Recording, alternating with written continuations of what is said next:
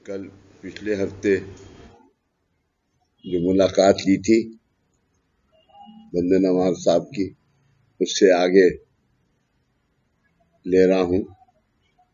मैंने आपको पहले फरमाया था कि ये मुलाकात जो है ये करीब 2 महीने से भी ज्यादा चलेगी और इसको आप लोगों बहुत ध्यान से सुने और इसको एक आध दफा देखें। हालांकि ये 5वीं सेमिनार की मुलाकात है और सेमिनार की बुक भी आपको सब हिंदी और इंग्लिश में मिली हुई है, मगर ये थोड़ा थोड़ा पढ़ के आदमी को जल्दी इच्छा होती है, लेकिन अगर पूरी किताब पढ़ने बैठे तो उसमें टाइम लगता है, इसलिए ये सिस्टम शुरू किया है। आप भक्तों के लिए अब तक 4 सम्मेलन आयोजित किए गए। पहले सम्मेलन का प्रमुख विषय था मानवों को प्राप्त हुआ जीवन। मानवीय जीवन क्या है? मानवीय जीवन की उत्पत्ति मतलब मानवीय जीवन की उत्पत्ति मतलब क्या है? ये उत्पत्ति मानवों को कैसे प्राप्त हुई है, इसकी जानकारी पहले सम्मेलन में थी। मानवीय जीवन का इष्ट विकास मेन विकास कैसे होता है, यह हमने दूसरे और तीसरे सम्मेलन में देखा है। जीवन के इष्ट विकास के संबंध में आपको ये लगता है कि आप यथा योग विचार कर सकते हैं, बोल सकते हैं तथा आपके जीवन का विकास हुआ है। क्यों हुआ है? क्योंकि आपको कारण दीक्षा है। कारण दीक्षा के साथ साथ आप आज ओंकार साधना कर रहे हैं। वो ओंकार साधना दादा की सिद्ध साधना है। आप बोल सकते हैं, सुन सकते हैं, देख सकते हैं, चल सकते हैं तथा विचारों के अनुसार अपने आचार विचार खुद के अधीन रख सकते हैं। सबसे इम्पोर्टेंट बात यह है, अपने आचार विचार खुद के अधीन, उनको अपने अधीन करना चाहिए, ना कि हम उनके अधीन हो जाएं। ये अवस्थाएं आपके दैहिक माध्यम द्वारा सहजता से कार्यान्वित होती हैं और उसे ही आप जीवन का विकास समझते हैं। परंतु अब जीवन का इष्ट विकास हुआ है, मतलब क्या हुआ है? इष्ट विकास हुआ है मतलब क्या हुआ है, इसकी सही पहचान आपको दूसरे और तीसरे सम्मेलन में हो गई है। मानवीय जीवन प्राप्त होने के बाद आपने अपनी देह को अनेक माध्यमों में से विकसित करना होता है। आप अपने प्राप्त जन्म में जन्म लेते हैं। आप अपने प्राप्त जन्म में जन्म लेते हैं। जन्म में जन्म लेना और जन्म लेकर आना, इसमें क्या फर्क है? सुबीर, क्या तुम नीचे बैठोगे? आप जैसे बोलेंगे ना, मुझे नहीं कुछ नहीं, अभी नहीं, मैंने क्या कि ये तुम अगर बैठो तो रहनी है, नीचे लेके जाओ। नहीं, मैं आपके लिए लाया बाबूजी, यहाँ आपके लिए खरीद कर लाया। अभी तक आपके लिए दुकान गया, मैं बनवा करके लाया। ये रेडीमेड मिलती नहीं है, मैं बनवा करके लाया। वो इधर से देखता हूँ। बैठो रहनी, मुंडा दे देखता हूँ, चालू हुआ आना, इनमें क्या फर्क है? हाँ, अब चल रहा है और बहुत गर्म है यार। तो यहाँ पर रहने से आपको कुछ नहीं मिलती थी, तो थोड़ा इधर और थोड़ा दूर तो करो, बहुत गर्म है। आप अपने प्राप्त जन्म में जन्म लेते हैं। जन्म में जन्म लेना और जन्म लेकर आना, इसमें क्या फर्क है? जन्म में जन्म लेना, आप पैदा हो गए, लेकिन दूसरा जन्म, आज के दिन क्या आपका दूसरा जन्म है? जन्म के बाद आप गुरु से मिले और गुरु ने आपका इष्ट विकास किया। ऐसा जीवन, ऐसा जीवन और जन्म लेकर आना, इसमें क्या फर्क है? जन्म में जन्म लेना मतलब आप इस प्राप्त जन्म में अपने अनेक जन्मों के हित संबंध धारण करके आते हैं। ऐसे समय आपके प्राप्त जीवन में आपके बिना जाने कुछ अच्छी घटनाएं आपके लिए पोषक होकर आपको सुख शांति समाधान देती हैं। इसी तरह आपके पूर्व जन्मों में आपके द्वारा ज्ञान अज्ञान से घटित हुए कर्मों के अनुसार कुछ अनपेक्षित घटनाएं घटित होने के कारण सुख शांति समाधान प्राप्त होकर भी आप उसका लाभ नहीं ले सकते। आपके प्राप्त जीवन में आपके बिना जाने कुछ कर्म प्रतिकूल रूप में धारण होते हैं, प्रतिकूल रूप में धारण होते हैं।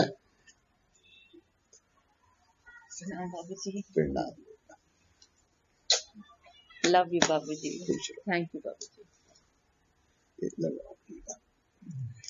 संजय कौन है? प्रणाम प्रणाम। ये जरा बाबा के पास ऊपर बीड़ा लगवाओ, हल्दी कुमकुम ले जाओ। सुबीर तू चला जा। सुमन दे बेटा। आपके प्राप्त जीवन में आपके बिना जाने कुछ कर्म प्रतिकूल रूप में धारण होते हैं। जब ऐसी अवस्था का जन्म आपको प्राप्त होता है तब उस प्रतिकूल कर्मों को आपके प्राप्त जीवन से विभक्त करना होता है, और ये गुरु मार्ग का अत्यंत प्रखर कठिन कार्य है। गुरु मार्ग का प्रथम कठिन कार्य है, यानी आज आपको कर्मों से मुक्त कराना, इससे बड़ा ये कार्य कभी नहीं हुआ। देवताओं की पूजा हुई, मगर उस पूजा से आपको अहिक लाभ कहीं जरूर हुआ होगा, मगर आपके कर्मों का विसर्जन हो ऐसा नहीं हुआ। फिर कठिन कार्य है ये। इस तरह से समझिए, आप बनिए से अनाज लेकर आते हैं, अगर उसमें कंकड़ मिले हैं तो उन्हें अलग करते करते घर की औरतें परेशान हो जाती हैं। उसी तरह आपके पूर्व जन्मों के दोषों के कारण आप भी आपके प्राप्त जीवन में दुखी होते रहते हैं। आपको ये दोष किसने लाए हैं? आपने खुद लाए हैं। आपने ये दोष किसने लाए हैं? आप खुद लाए हैं, और आप खुद इन दोषों के बारे में अज्ञानी हैं, क्योंकि आपको पता नहीं कि आपका पिछला जन्म जो है, उस जन्म में आपने क्या किया है। मगर ये किसे पता है? गुरु को इस बात का ज्ञान है। देवी देवता को ज्ञान होते हुए भी वो आपकी मदद नहीं करते, कर भी नहीं सकते, क्योंकि आप देवी देवताओं की दुआ को धारण नहीं कर सकते। ऐसा ये कार्य है, और आप खुद इन दोषों के बारे में ज्ञानी हैं। इन दोषों के कारण आपको आपकी अपेक्षा के अनुसार सुख प्राप्त नहीं होता, लेकिन इसके लिए आप भगवान को दोषी मानते हैं। फिर भी आपकी नाराजगी को सहन करके आपको उन दोषों से मुक्त करने के लिए भगवान आपके सामने हाजिर हैं। भगवान आपके सामने हाजिर हैं। यहाँ भगवान कौन है मेरे भाई? गुरु। और गुरु कौन है? जिसको कि तीनों तत्व की शक्ति जिसके साथ है, वो गुरु। कौन सी शक्ति? क्रिएशन, प्रिजर्वेशन एंड परफेक्शन, उत्पत्ति, स्थिति और लय। ये तीनों तत्व। और आज के दिन इस शक्ति से क्या चीज पैदा हुई? दत्त, नाथ और सूफी। दत्त कौन है? ब्रह्मा, विष्णु और महेश। नाथ, सबसे पहले नाथ मच्छिंदर नाथ। इस सूरत से 9 नाथ हुए। 10वें नाथ बाबा, 11वें नाथ दादा महाराज। बस अब आगे नहीं होगा। इतना प्यार तथा इतनी ममता आपने जन्म दिए हुए संतानों से भी आप नहीं करते। ऐसा दयालु भगवान को ही दोष देकर आप उन्हें कहते हैं, हे भगवान, अभी तक आप मेरी ओर नहीं देख रहे हैं। वास्तव में भगवान ने आपके लिए अब क्या करना बाकी रखा है? जा रही है? अच्छा,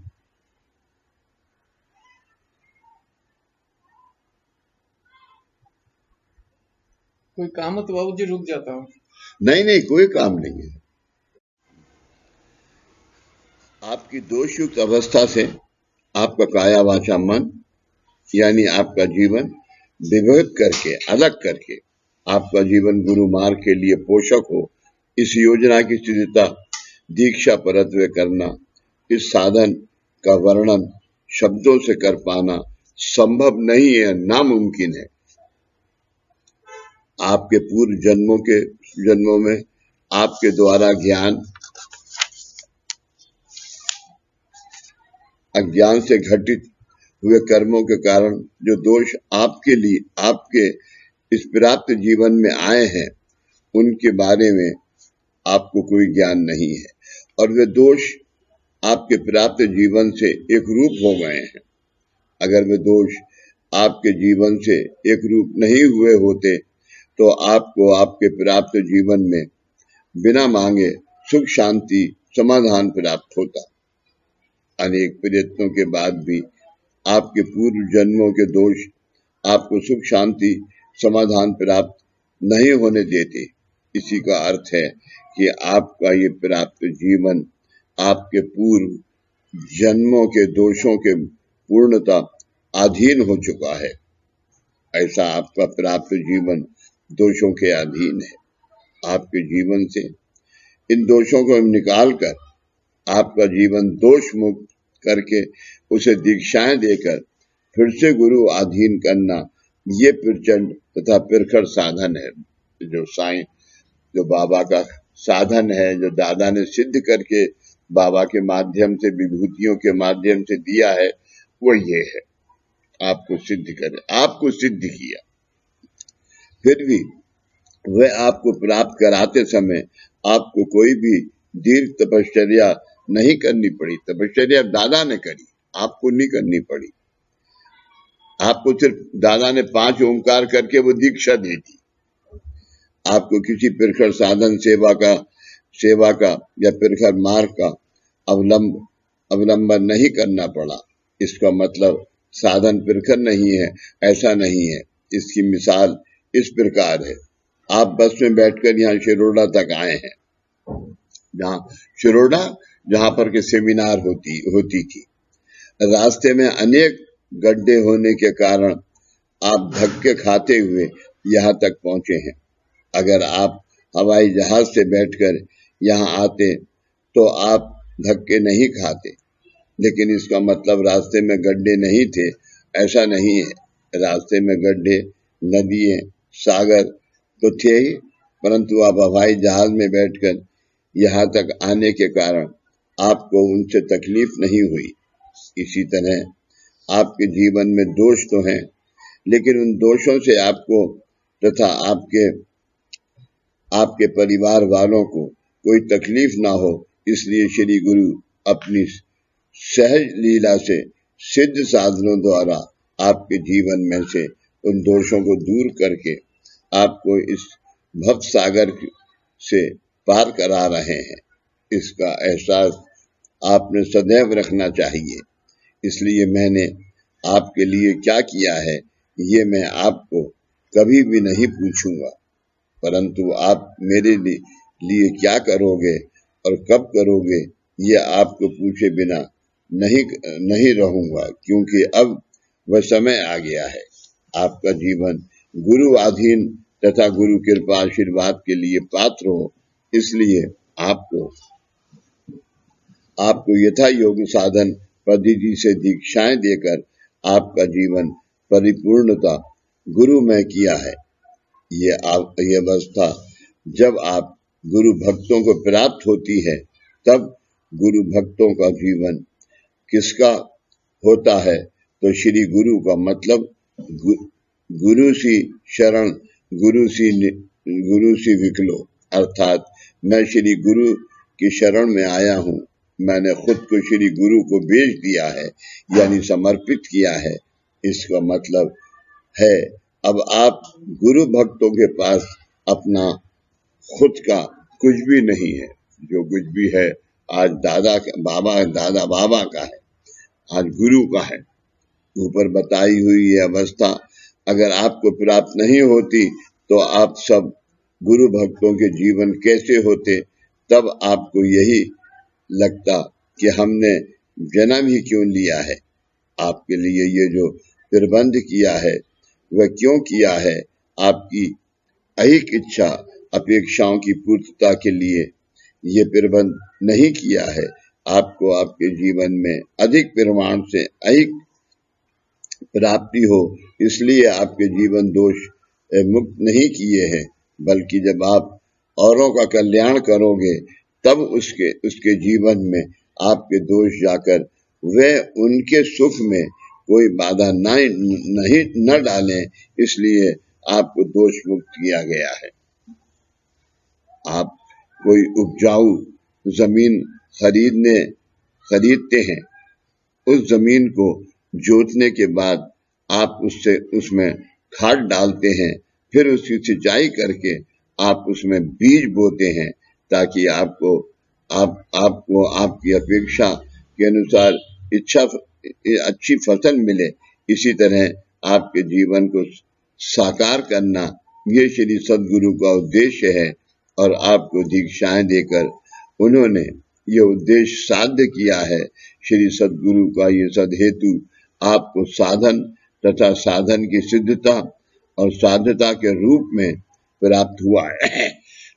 प्रत्येक व्यक्ति की श्री सद्गुरु के कार्यार्थ जो आयु है उसमें श्री सद्गुरु से प्राप्त हुई इस अवस्था के प्रति कृतार्थ होने का कर्तव्य अब आप में से हर एक व्यक्ति को करना है। पिछले यानी चौथे सम्मेलन में आप दीक्षा विधि माध्यम द्वारा कारण दीक्षा तक पहुंच पाए हैं। कारण दीक्षा के लिए पोषक ऐसी ओमकार साधना का मार्गदर्शन आपको चौथे सम्मेलन में किया गया है। आज इस सम्मेलन के आरंभ में हमारे कुछ गुरु बंधुओं ने ओमकार साधना के बारे में उनके अनुभव बताए। उसके अनुसार ओमकार साधना से आपके जीवन के दोष कम होते गए हैं, इसलिए आपको ये अनुभव हुए हैं। कुछ कम होते समय वहां रिक्त स्थान निर्माण होता है, और निसर्ग के नियम के अनुसार कोई भी जगह खाली नहीं रहती। इसके अनुसार साधनों द्वारा जैसे जैसे आपके दोष निकलते गए और वहां खाली जगह निर्माण होती गई, उसमें उतने परिमाण में वहां साधना धारण होती गई।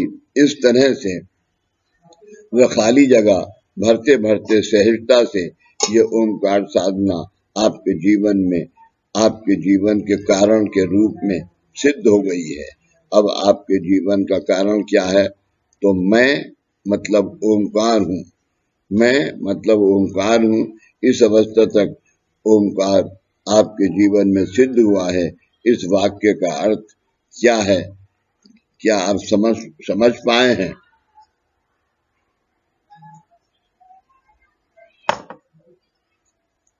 इस संबंध में मान लीजिए कि किसी बर्तन में पानी भरा है, उसे अगर उल्टा कर दिया तो उसमें से पानी निकल जाएगा और वह बर्तन खाली हो जाएगा। फिर उसमें वातावरण से हवा आएगी, यानी उसमें हवा धारण हो जाएगी। इसी तरह आपके जीवन से दोष निकालने के लिए के बाद वहां खाली जगह निर्माण हो जाती है। उसमें अगर वातावरण के कुछ दूषित वलय धारण हो गए तो गुरु ने आपको इस साधक अवस्था तक लाने का क्या उपयोग हुआ है। आपके जीवन में देवादिक मातृपित इतरेजन जन्म जन्मांतर और जन्म कर्म इन गुणानुबंधों के अनुसार दोष थे। गुरु कृपा से विमोचन द्वारा आपके जीवन से जैसे जैसे एक एक दोष दूर होता गया, वैसे वैसे वहां खाली जगह निर्माण होती गई। आप नित्य तथा नियमित रूप से आपको बताई हुई ओमकार साधना संता पद्धति से कर रहे थे। इसलिए जैसे जैसे आपके दोष दूर हो रहे थे, तब वहां निर्माण हुई खाली जगह में ओंकार धारण होता गया। इस तरह से दीक्षांत विधियों द्वारा आपको पूर्णतः दोष मुक्त किया गया और अब आप कारण अवस्था तक आए हैं। अब अगर कोई आपसे ये सवाल पूछेगा कि आपके जन्म का कारण क्या है, तब आपका एक ही जवाब होगा, ओंकार, जो इस चित्र में पृष्ठ क्रमांक 8 पर दिखाए अनुसार आनंदमय कोश के अंदर का सफेद रंग है। इस चित्र में दिखाए अनुसार आपकी देह में, अन्न में, प्राण में, मनो में, विज्ञान में और आनंद में ये 5 कोशों के 5 वलयों में आपके दोष थे। आपके इन दोषों का निवारण होते होते आप कारण दीक्षा तक आए हैं। अब आपके जीवन का कारण क्या है? आपने धारण किया हुआ ओंकार और ये अवस्था यानी इस आकृति पृष्ठ 8 में दिखाया हुआ आनंदमय कोश और उसके अंदर का सफेद रंग है। इस अवस्था में आपके कारण, आपके काया वाचा मन, आपकी देह अधीन अवस्था में नहीं है, बल्कि वे कारणधीन अवस्था में विलीन हो गए हैं और कारण अवस्था ओंकार में अवस्था में विलीन हो गई है। ऐसी ये त्रिपुटी है जिसे अब महाकारण अवस्था में कार्यान्वित करना है। महाकारण अवस्था के लिए पोषक एवं ओंकार साधना इस सम्मेलन में आपको सिखाई जाएगी। महाकारण अवस्था के संबंध में पृष्ठ क्रमांक 8 पर की आकृति में जो विज्ञान है वह हम समझेंगे। ये विषय अत्यंत महत्वपूर्ण, गहन और आपके लिए आवश्यक है। आपके आगे के जीवन के लिए ये विषय पोषक है। आप पहली बार जब साईं आध्यात्मिक समिति के दर्शनार्थ आए थे, उस समय आपने जीवन में विभूति या देवी देवताओं के कृपा आशीर्वाद की कमी है, इसका एहसास आपको नहीं था। उस कृपा आशीर्वाद की पूर्तता के लिए आपने गुरु मार्ग का अवलंबन नहीं किया। आप भक्तों के यहाँ आने का उद्देश्य क्या है? तो अपने खुद के जीवन में ऐहिक सुखों की इच्छा, अपेक्षाएं पूर्ण हो तथा आपका दुख दूर हो। उस समय औरों को प्राप्त हुआ सुख देखकर आपको लगता था कि आप दुखी हैं। आप वाकई दुखी हैं या नहीं, इसकी पहचान अभी भी आपको नहीं हुई है। आपको दुख क्यों होता है? औरों के जीवन को देखकर, यानी औरों को उनके जीवन में जो सुख समाधान प्राप्त हुआ है, वैसा सुख आपको प्राप्त हो, इस विचार से आपने गुरु मार्ग का अवलंबन किया है। वास्तव में कृपा आशीर्वाद की कमी कभी ये जीवन की प्रमुख कमी है। वास्तव में गुरु कृपा आशीर्वाद की कमी ये जीवन की प्रमुख कमी है। इस कमी की पूर्तता करने के लिए लोग अलग अलग साधना मार्गों का अवलंबन करते हैं। प्राचीन काल में ये साधन मार्ग अस्तित्व में है। ये साधन मार्ग 3 प्रकार के से अंतर्भूत हैं। नंबर 1, वेद वैदिक, देव दैविक और गुरु मार्ग। आपके जीवन में जो कृपा आशीर्वाद की कमी है, उसकी पूर्तता करने का प्रबंध इन मार्गों में है। आपने भी अपने प्राप्त जीवन में इन मार्गों का अवलंबन किया होगा, लेकिन आप अपने जीवन में कृपा आशीर्वाद की कमी की पूर्तता अभी तक नहीं कर पाए हैं। इसका कारण यह है कि अब तक आपको आपके प्राप्त जीवन में कृपा आशीर्वाद की कमी है। इसका एहसास नहीं था। ऊपर बताए हुए मार्गों के अनुसार अलग अलग प्रकार के साधनों का अवलंब करने के बाद जब वह साधन सिद्धता पूर्ण होती है, तब जीवन में कृपा आशीर्वाद की कमी है, इसका एहसास आपको होता है। प्राचीन काल से सूचित किए गए इन 3 मार्गों का अवलंबन करने के बाद भी आपके जीवन में कृपा आशीर्वाद की कमी की पूर्तता क्यों नहीं हुई, इसका कारण इस प्रकार है। आप जब यहाँ गुरु मार्ग में प्रश्नार्थ आए थे, तब अपनी अड़चनों का, समस्याओं का निराकरण हो, ये आपकी इच्छा थी। आपकी अड़चनों के बारे में सोचते समय श्री गुरु द्वारा मुझे ये ज्ञात हुआ कि यदि गुरु कृपा से आपके सुख प्राप्त हो गया, तो भी जब तक आप अपने प्राप्त जीवन में विकसित नहीं होते, तब तक आपको प्राप्त हुआ सुख भी आपके दुख का ही कारण होगा। इसलिए प्रथमतः आपके जीवन विकसित करना आवश्यक है। मतलब यदि कोई भक्त अज्ञानवश या गलती से केवल ऐहिक सुख प्राप्ति की अपेक्षा से हमारे गुरु मार्ग को अपनाता है, तो भी हमारा गुरु मार्ग कभी भी उसे गलत राह नहीं दिखाता। ये सिद्धांत आप सभी ने सदैव ध्यान में रखना आवश्यक है। आप यहाँ कौन सी अपेक्षा लेकर आए थे? मेरा जीवन अविकसित है, उसका आप योग्य तरह से विकास कीजिए और मेरे जीवन का सार्थक कीजिए।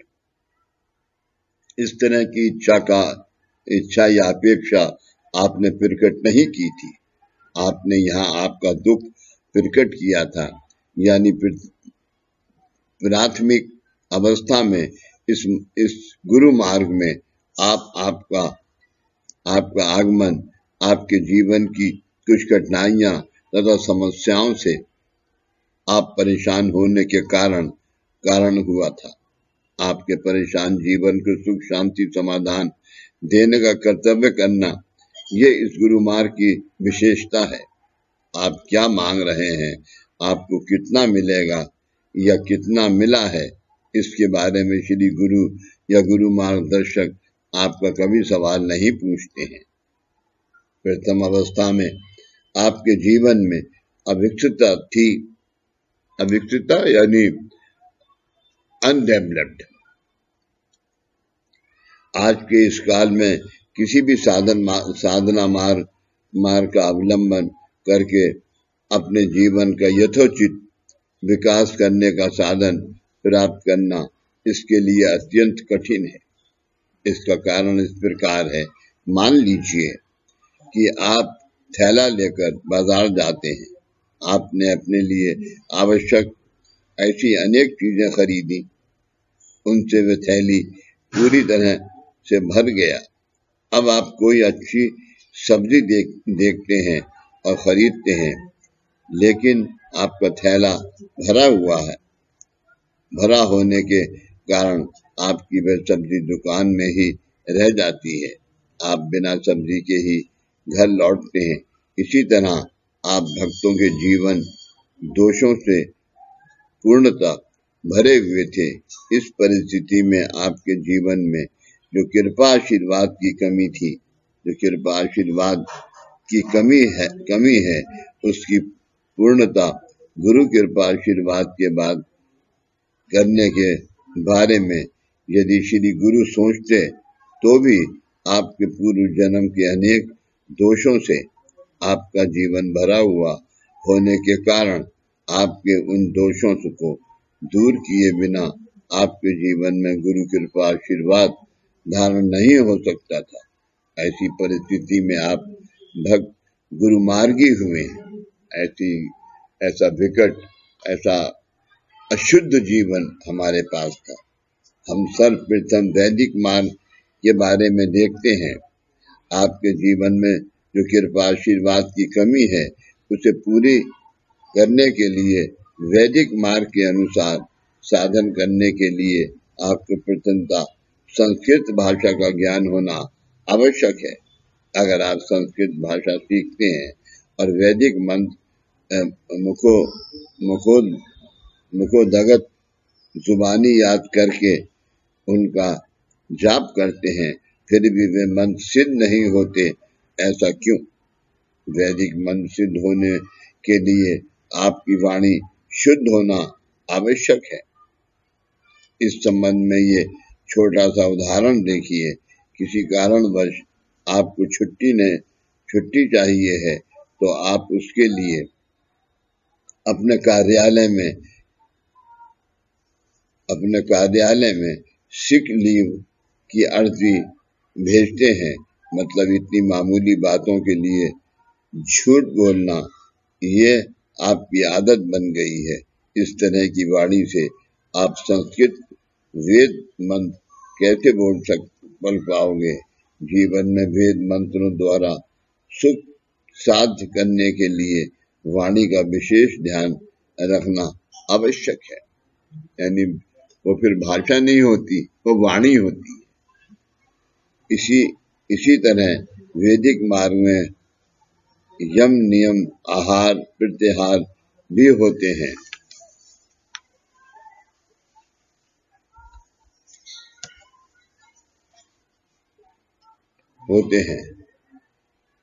इस युग में कितने लोग इसका पालन कर पाएंगे? अभी यहाँ 300-325 लोग हैं। उन्हें यदि वैदिक मार्ग का अवलंबन करने के लिए कहा तो क्या वह उनके लिए संभव होगा? नहीं, क्योंकि हर 15 मिनट बाद आपको सिगरेट पीनी है। आपके खाने पीने का समय भी निश्चित नहीं है। आपको हमेशा ही भूख लगी होती है। मैं आपके हितार्थ कुछ बताता हूँ तो आपका ध्यान खाने की ओर होता है। वैदिक मार्ग पूर्व काल में क्यों प्रचलित था? उस समय जगत अनाज व संपत्ति से संपन्न था। लोगों के पास बहुत समय होता था। आज भी ये मार्ग अस्तित्व में है और आज भी लोग रूढ़ी परंपराओं के अनुसार या अंधश्रद्धा से इस मार्ग का अवलंबन करते हैं। और क्या इस मार्ग से कुछ मिल सकता है, ये देखते हैं। वैष्णदेव, अभिषेक, जाप आदि क्रियाएं औपचार के रूप में करते हैं। वास्तव में घर के दादा परदादाओं ने परिवार के सदस्यों को मंत्र देना होता है। उसका आपको विस्मरण हो गया है। आप केवल अनुकरण के तौर पर क्रिया कर रहे हैं। उन्हें बताई हुई अच्छी व योग्य बातें आप भूल गए हैं और उनके द्वारा जाने अनजाने में बोली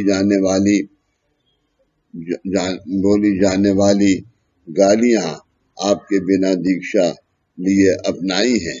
कोई भी रिश्तेदार आपको बताता है कि आपके पिता जी ये फलाना नामस्मरण करते थे, वह सुनकर आप तुरंत जागृत होते हैं और वह नामस्मरण करना आरंभ करते हैं। आपको सभ्य असभ्य का कोई ज्ञान नहीं है। सभ्य सन नॉलेजेबल और अनपढ़। इसलिए आपने धोती सीधी पहनी है या उल्टी, जनेऊ सीधा है या उल्टा, इन बातों पर आपका ध्यान नहीं होता। समझे पंडित जी? हाँ, ये आपके लिए है।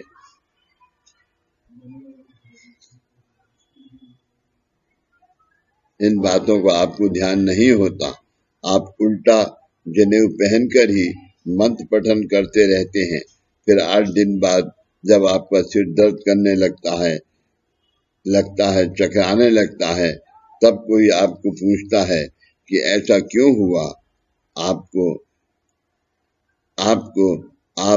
जिस मंत्र का पठन कर रहे हैं वह मंत्र तो वैदिक है और सिद्ध है, तो उसके उच्चारण से सिर दर्द कैसे होगा। तब वे देखते हैं कि आपने जनेऊ उल्टा पहना है। इसका अर्थ यही हुआ कि खुद के बारे में जिज्ञासा निर्माण हो, इसलिए आप रास्ते से सीधा जाने के बजाय उल्टा चलते हैं और कहीं गलत जगह पर जाकर टकराते हैं। ऐसी बातों का क्या लाभ है। इस तरह के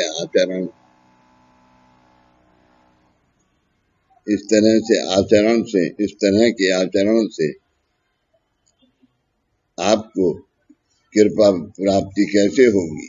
प्राचीन काल के ये साधन प्राप्त करना आज के समय में कठिन है, क्योंकि इन साधनों के लिए बंधनों का पालन करना पड़ता है तथा नित्य कठिन आचार विचारों का अवलंबन करना पड़ता है, जो आज के काल में मुश्किल है। यद्यपि वैदिक मार्ग आज अस्तित्व में है, लेकिन आज इस मार्ग से मानवों को सहजता से फल प्राप्ति होगी, ऐसी योजनाएं अब इस मार्ग में नहीं रही हैं। ये बात बड़े ही दुख से कहनी पड़ रही है।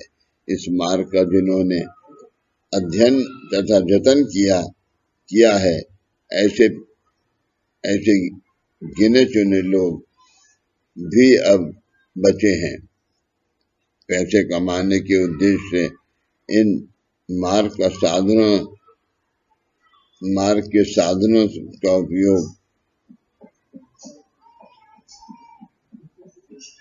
उपयोग करने के कारण अब इन साधनों में सामर्थ नहीं रहा है।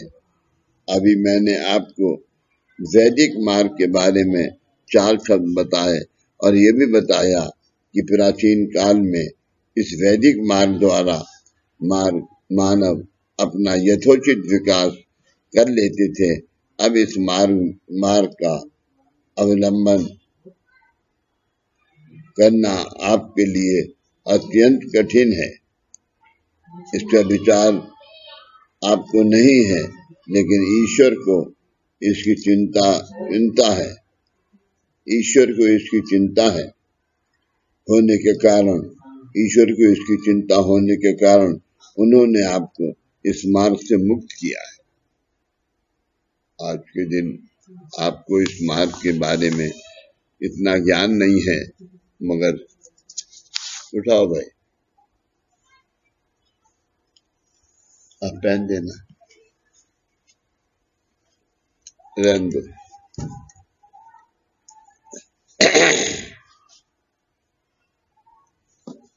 क्या तारीख है? 27 हैं? 27